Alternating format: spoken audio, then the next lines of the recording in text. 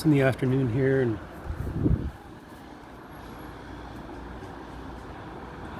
you can hear the siren. It's an air raid alert. They're stepping up their warning systems on the phones, especially to circumvent SMS and go straight through the carrier to alert you even if your volume is down, which is okay, that's good.